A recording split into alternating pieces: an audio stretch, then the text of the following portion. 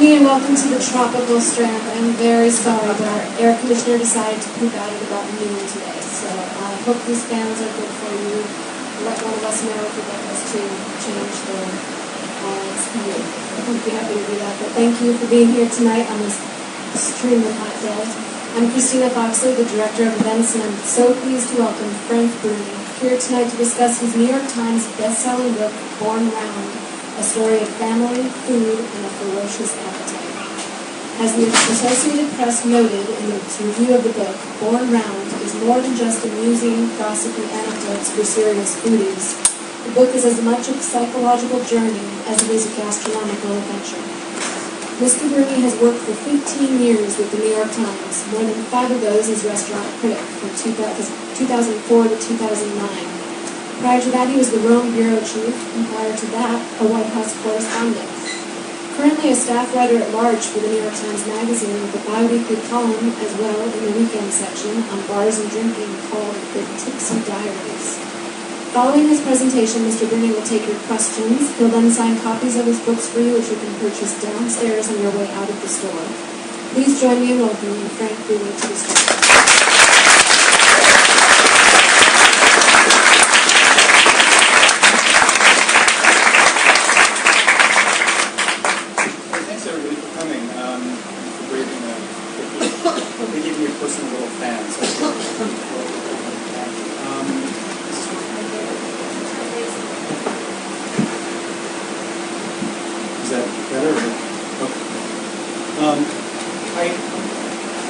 What I'd mostly like to do tonight, and what I usually try to do when I come to bookstores like this, is answer questions, because I know people have things they're curious about in terms of how being a restaurant critic at the Times works. They seem to be most of the questions. Sometimes people want restaurant advice. I'm happy to do that to the best of my ability. I don't eat out as much as I did a year ago. And basically anything you want to talk about, I'm happy to answer. But before then, I'll just tell you a little bit about the book and maybe read you a few passages just to kind of warm everything up. When I was the Rome correspondent for the Times back in that was between 2002 and 2004.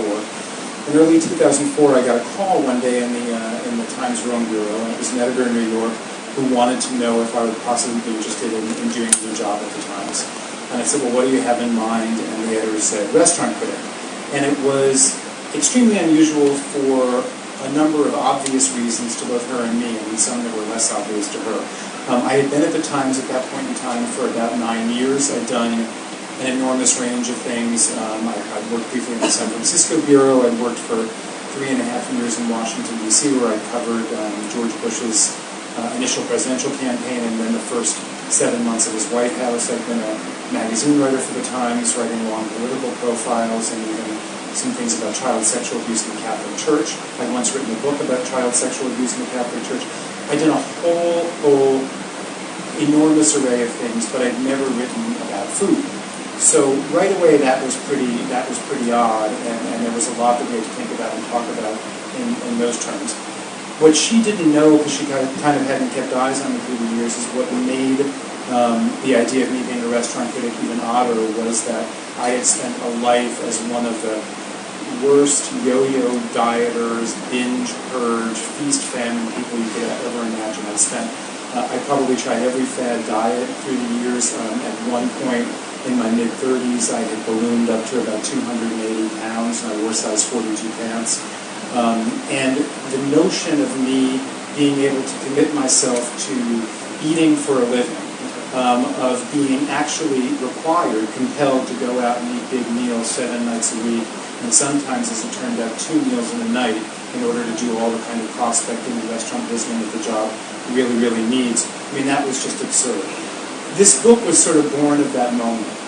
I remember saying to myself at that time that if I was correct in my gut feeling, which we can talk more about later, that actually kind of being tethered to regular eating would be a good thing for me, that would say a whole lot about where my relationship with food had been dysfunctional, where I think a lot of people's relationships with food are dysfunctional, and that there might be a real story in that. I became more convinced that I wanted to tell that story when I came back to New York and began eating out as restaurant critic and gradually meeting more and more people in the food world, people who made their livings writing about food, magazine editors, other critics. I found that to a person, they didn't sit down at the table and just kind of pig out. They weren't, you meet them, and if they're thin, you think, oh, they're people who have these wonder metabolisms, who just burn it all up. And it was quite the opposite. I've never met a more disciplined group of eaters than the people who make their living in food journalism. And I felt like we were all being cheated and a little bit, and to a certain extent, deceived by the number of books and articles that came out that just romanticized fine food and the pleasure of eating it. I felt like every time I picked up another food memoir, I read about someone falling into a soft field of arugula while never upsetting the champagne flute in their hand and thinking about the foie gras to come, or something like that. But never did they kind of acknowledge that what you find when you mingle with people who are around great food all the time is that they have extraordinary discipline, because they realize that if they don't, it's really, really going to be a nightmare. But no one wrote about that. So I wanted to write a book that explored a more realistic, turbulent relationship with eating and food, which I think is more in line with what a lot of people experience.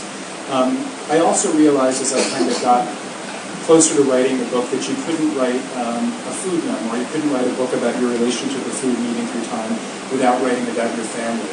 And for me, that really cinched the deal, because I come from an extraordinary, loving, hilarious, sprawling Italian-American family.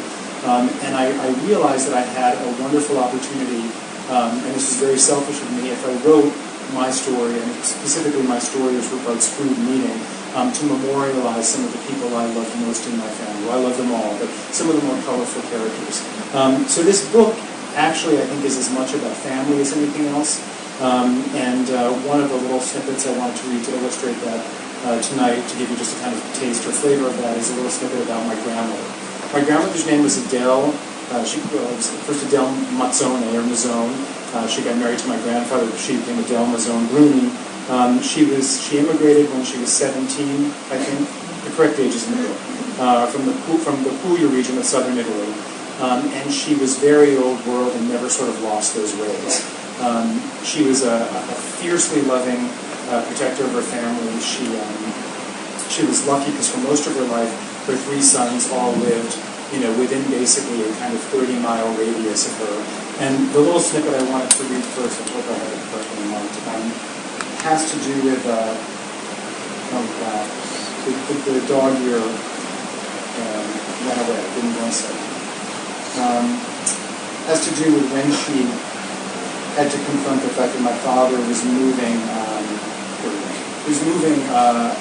myself and my three siblings and my mother all the way, like as if this were a long way in today's world, from White Plains, New York to Hartford, Connecticut, which to her was just insane. When mom and dad told Grandma we were leaving White Plains, when mom and dad told Grandma that we were leaving White Plains, she cried. No, wait, scratch that description, a disservice to the operatic scale of her emotions and their display. She wailed, brushing off all attempts to console her, saying, "I'll be fine here, all alone, like a dog." That was one of her favorite expressions, a reliable bid for pity that she'd come to use with particular frequency since Grandpa's death a few years earlier.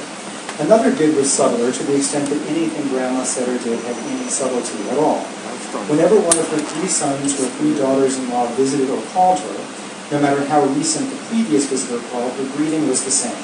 "Hello, stranger," she trilled, and it was the most pointed, acerbic trill you'd ever heard. Whenever one of them let what she considered to be too much time elapse between calls or visits, she muttered, "Better to raise pigs, at least you eat at Easter." She made the case that mothers were more important than wives, and that her sons should never lose sight of that, with a little lesson in phonetics and in the way a person's mouth made the letter M. Moglie, she'd tell her sons, referring to the Italian word for wife, sticks on your lips once. Mamma sticks there twice. And if her son suggested that she might get more time with them and with her grandchildren if she were willing to buck her homebound nature, leave her house on 5th Street more frequently, and maybe even stay for a few days in the guest bedroom at one of her son's places, she trotted out what was perhaps her most beloved maxim, an assertion that people couldn't change the most fundamental aspects of their natures. Born round, Grandma would say, you don't die square. That first year and for many years after, we drove down to White Plains and back on Christmas Eve, because Christmas Eve was Grandma's big night in terms not only of cooking, the 7 fishes, stragenat, Italian cakes, Italian cookies, but also of certain rituals, especially the one in which she played midwife to millennia of religious drama. She had this unusual creche. It wasn't one of those tabletop assemblages of Lilliputian camels and wise men paying bent-head homage to a Lilliputian new family. Her creche took up a significant patch of the front lawn on 5th Street, and its centerpiece was a tall, broad wood shack, the pieces of which were hauled every year from the shed attached to the garage and hammered together so that Mary and Joseph would have somewhere dry to hang out from the end of November until the big day. They and their plaster of Paris entourage were more than half life-size. It was as if Grandma had invited a large party of anachronistically dressed dwarfs to camp out in the yard for the holiday season. But something was missing, baby Jesus, who was perhaps 3/4 life-size. He would stay missing, metaphorically in utero, though technically in a bottom drawer of Grandma's bedroom dresser, until just before the midnight moment when Christmas Eve became Christmas Day. Grandma held to this pinpoint schedule as if indisputable historical accuracy were at stake, and White Plains were in the same time zone as ancient Bethlehem. At 11:58 p.m. on December 24th, 2 minutes before the Christ child's birth, she would dim the lights, she would put on a record of Dean Martin or someone like him singing Silent Night, and she would fetch baby Jesus from that dresser drawer where he lay swaddled in the finest white linens Grandma owned. She'd cradle him in her arms, carry him out to the shack on the front lawn, and put him in his manger nestled between Mary and Joseph. And she would cry because it was an emotional moment and because, well, she hadn't been feeling so well lately. This Christmas, it always pained Grandma to say, would most likely be her last. Maybe we'll have melodramatic older relatives like that.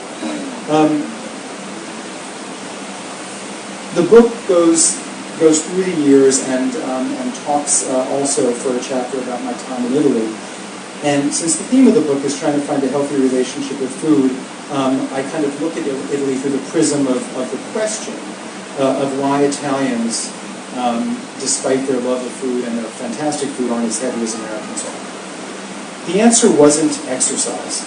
My experience trying to find and use a proper gym, somewhere with a full complement of weights, an attractive array of cardiovascular machines for rainy or cold days, and a setting that blunted the potential drudgery of it all, made that immediately clear. In the center of Rome, where the Times office was located, there was nothing like a spacious, gleaming equinox. What passed for legitimate fitness centers were the sorts of perfunctory setups you found in hotels, a few rooms with meager scatterings of equipment. They were depressing. They weren't going to motivate me to visit often or linger for more than a few minutes at a time. But in a slightly less central location, along one edge of the Villa Borghese Park, was the Roman Sport Forum, or La Roman, as people in the know called it, speaking of it as they might La Lorraine or La Jolie. Romans saw it as an ostentatiously endowed diva of a gym, even though it was little larger or better outfitted than the kind of health club you find in any strip mall in any American exurb. It had a modest pool, a weight room with scores of machines, a glass-walled exercise studio for calisthenics, and perhaps 24 treadmills, stairmasters, recumbent bikes, and the like. It was darker than any American gym I knew, making me wonder if Italians considered mood lighting a catalyst for working out. I was thinking along the wrong lines. Working out wasn't really the point of La Roman. In fact, the managers of La Roman seemed intent on preventing that. For starters, there was the signed doctor's note that they insisted I get in order not just to join the gym, but even to venture as far as the locker room during an initial visit.